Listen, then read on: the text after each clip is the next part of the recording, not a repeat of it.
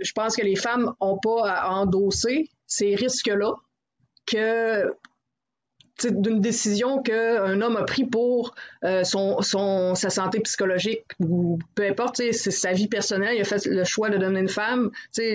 Moi, je respecte ça, là, mais il ne faut pas que ce soit les femmes qui endossent ces risques-là pour leur santé physique, mais psychologique aussi. Mais c'est surtout le bris de confiance que moi j'ai par rapport à la Fédération de boxe québécoise. Moi, je paye pour être membre à chaque année. Puis eux, c'est pour assurer la sécurité des boxeurs qu'il faut en faire partie. Bonjour tout le monde. Aujourd'hui, nous sommes en compagnie de Katia Bissonnette, une boxeuse du Saguenay qui s'est récemment retirée d'un championnat au Québec après avoir appris qu'elle allait combattre contre un homme s'identifiant comme transgenre.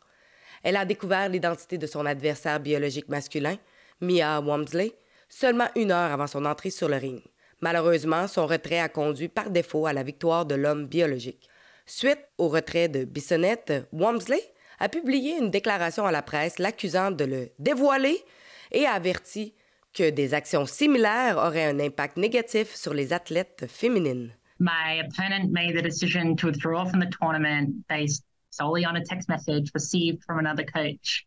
And rather than asking me or my coach or even Boxing Quebec for any further information, she went directly to the media and outed me publicly. Best way to ensure fair competition is not going to be to tighten regulation or require arbitrary and invasive testing, but to trust coaches and athletes to select the most gender appropriate category for their gender. Actions like these put athletes of all kinds of risk of exclusion and personal attack based on hearsay.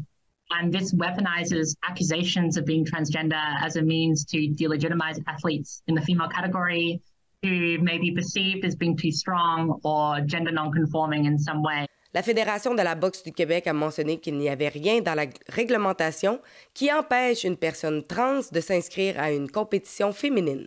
Boxe Québec a indiqué suivre les réglementations de Boxe Canada qui s'appuie elle-même sur la décision de Safe Sport Canada, laquelle est contre le bannissement des personnes trans dans toute compétition.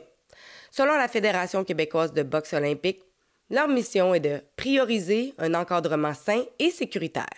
Les boxeurs doivent payer une cotisation annuelle pour être membres et pouvoir participer à des championnats. Cependant, il y a clairement un manque de sécurité à faire concourir une femme biologique contre un homme biologique qui s'identifie comme trans dans un sport de combat. Certaines femmes biologiques ont osé prendre la parole, comme April Hutchinson, qui pratique l'haltérophilie et qui risque maintenant une suspension de 2 ans de la part de l'Union canadienne d'haltérophilie pour avoir soulevé des préoccupations à ce sujet. Vous pouvez signer notre pétition et faire un don sur standwithapril.com pour nous aider à financer un avocat pour sa défense contre cette décision injuste. Katia, docteur en psychologie, est ici pour expliquer ce qui l'a amené à refuser d'aller plus loin et de concourir contre cet homme s'identifiant comme transgenre. C'était le championnat provincial des Gants dorés. Donc, on partait pour 3 jours, là, le club de boxe de Chicoutimi avec d'autres boxeurs. Donc, je suis arrivée là le vendredi. Je savais que j'étais en finale le samedi. Donc, moi, j'étais prête à aller remporter la victoire. Tu sais, j'étais à un combat, dans le fond, de remporter les Gants dorés. Puis, 1 heure avant, tu sais, moi, j'étais tout habillée. Je m'en allais me réchauffer avant d'embarquer sur le ring. Mais là, mon coach, il arrive puis il me dit écoute, il dit faut que je te parle, tout ça. Tu sais, moi, quand j'ai su ça 1 heure avant, c'est parce qu'il y a un coach d'un autre club, un club qui a texté le mien, mon coach, en disant que cet adversaire-là, elle s'est pas tout le temps appelé, tu sais, Mia. Donc là, mon coach, comme tu sais, s'est posé des questions, puis là, il a su que cette personne-là était d'un club de Montréal, puis il avait déjà essayé de le matcher avec ce coach-là qui a divulgué l'information. Mais vu que c'était pas la fédération de boxe qui faisait les matchs, tu sais, de boxeurs, tu sais, faut être comme transparent parce que sinon, tu sais, tes boxeurs, ils seront plus placés après parce que, tu sais, si tu mens ou si tu essaies de... Fait que lui, il a dit tout de suite non, fait que le combat n'a pas eu lieu. Puis là, lui, il a revu, dans le fond, cet adversaire-là au gant doré, puis c'est pour ça qu'il a dit à mon coach, écoute, tu sais, ça n'a pas tout le temps été une fille. Fait que là, à ce moment-là, ben, moi, pour la sécurité, tu sais, il manquait beaucoup trop d'informations, là. Puis finalement, il n'y avait pas plus d'informations à savoir que ça, parce que il s'agissait, dans le fond, de rien que cocher la case femme pour faire partie du groupe femmes. Tu sais, la Fédération de boxe québécoise n'a pas voulu intervenir, tu sais, elle a préféré laisser aller les choses puis voir qu'est-ce que ça allait donner, tu sais. Si on l'aurait pas eu par texto, on l'aurait su une fois sur le ring. À partir de ce moment-là, ben une fois sur le ring, si j'aurais annulé le combat, ça m'aurait fait une défaite, donc fait que c'est moi qui étais perdante à tous les niveaux, dans le fond, d'une façon ou d'une autre. Là.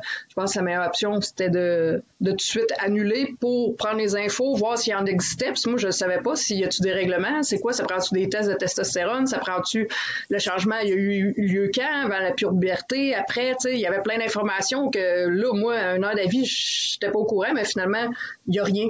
Il n'y a pas d'infos. La Fédération de boxe n'a pas répondu non plus à ça. Fait que on reste dans le flou. Il n'aurait même pas spécifié là, que c'était quelqu'un qui était né homme. Là.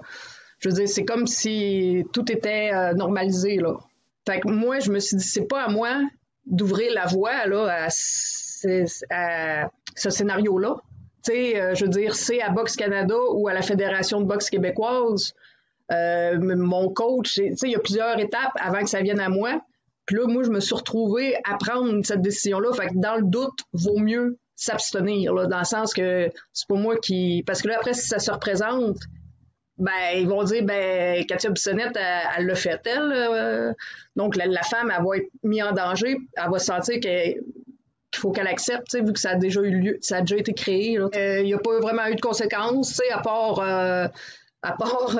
que ça n'a pas eu lieu, tu sais, que j'ai pas pu aller chercher la victoire. Tu sais, c'est une question de temps aussi, puis tout ça, mais c'est surtout le bris de confiance que moi j'ai par rapport à la Fédération de boxe québécoise. Tu sais, moi je paye pour être membre à chaque année, puis eux c'est pour assurer la sécurité des boxeurs qu'il faut en faire partie. Je me dis, je peux pas leur faire confiance là, finalement. Là, il manque vraiment de transparence là. C'est une victoire par défaut, mais moi, j'ai pas d'inscription là sur mon carnet de boxe comme quoi que j'ai une défaite. Là. Mais tu sais, moi, que cette personne-là gagne par défaut, moi, je trouve que l'important, c'est la santé et la sécurité, tu sais, puis ça prédomine. Là, je veux dire, quelqu'un qui mange un mauvais coup. Parce que la Fédération de boxe, elle, la seule chose qu'elle a dit, en fait, c'est on a mis le meilleur arbitre pour ton combat. Fait que t'as pas à t'en faire. Ben, je veux dire, un coup de poing, là, quand même que l'arbitre arrête après, je veux dire, tu sais, il y a des gens qui peuvent être dans le coma, se rendre à l'hôpital, mâchoire fracturée, même en mourir, hein, ça prend un coup de poing à bonne place pour... puis je veux dire, rendu là, ça vaut pas la peine, là. Moi, je gagne pas ma vie avec ça, là. Et là, qu'est-ce que vous pensez de ça, de cette perte d'espace au niveau des sports, dans les sports féminins, par les gens qui sont trans, qui, en fait, s'infiltrent pour rentrer puis combattre contre les femmes biologiques? Je pense qu'il faut pas tout mettre les gens, là, les transsexuels dans le même bateau, là. Tu sais, ça arrive, oui. Ben, j'imagine qu'à chaque fois que quelqu'un s'essaye, tu sais, un homme qui devient une femme, il réussit parce que au niveau physique, là, tu sais, l'homme il est vraiment plus fort là que, tu sais, du même poids dans les études, l'homme le plus faible au poids égal reste toujours plus fort que la femme la plus forte.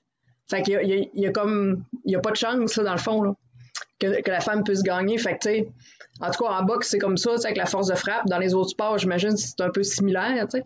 Mais je pense que les femmes ont pas à endosser ces risques-là que d'une décision qu'un homme a pris pour sa santé psychologique ou peu importe, c'est sa vie personnelle, il a fait le choix de devenir une femme. Moi, je respecte ça, là. Mais il faut pas que ce soit les femmes qui endossent ces risques-là pour leur santé physique, mais psychologique aussi. sais, pour la boxe, en plus, où est-ce que c'est ce que ça représente, je trouve que la fédération, elle le représente pas bien nécessairement, là, dans le sens que, en tant que boxeur, tu sais, on a des valeurs quand même d'humilité, de respect de l'autre, tu sais, le fait aussi de traverser les peurs, aller de l'avant, assumer, tu sais, nos erreurs, tu sais, ça va tout ensemble. Puis moi, j'aurais été vraiment satisfaite si la Fédération de boxe québécoise aurait simplement assumé elle a négligé ça, qu'elle s'excuse, puis qu'elle me rembourse ma cotisation pour cette année. T'sais, moi, j'aurais été amplement satisfaite juste avec ces petits gestes-là, là. Mais il n'y a rien qui a été fait. J'ai pas été contactée par la fédération, là. Moi, personnellement, je ne sais pas si je vais me réinscrire à un championnat. T'sais, je continue à faire des combats, là. J'en ai fait un samedi, là, mais c'est entre clubs, donc il y a une transparence, comme j'expliquais au début, là. Mais quand c'est fait un peu, on le sait pas, puis on est matché par la fédération, mais à ce moment-là, moi, je vais rester quand même avec une crainte, là, à savoir est-ce que mon adversaire est né femme, là. S'il n'y a pas de rien d'autre qui est fait, là, d'ici le prochain championnat, ben je vais rester sur mes gardes, puis je vais m'abstenir, là. N'oubliez pas d'aller sur standwithapril.com et donner généreusement pour nous aider à financer un avocat pour April pour aller contre la décision injuste de l'Union canadienne d'haltérophilie.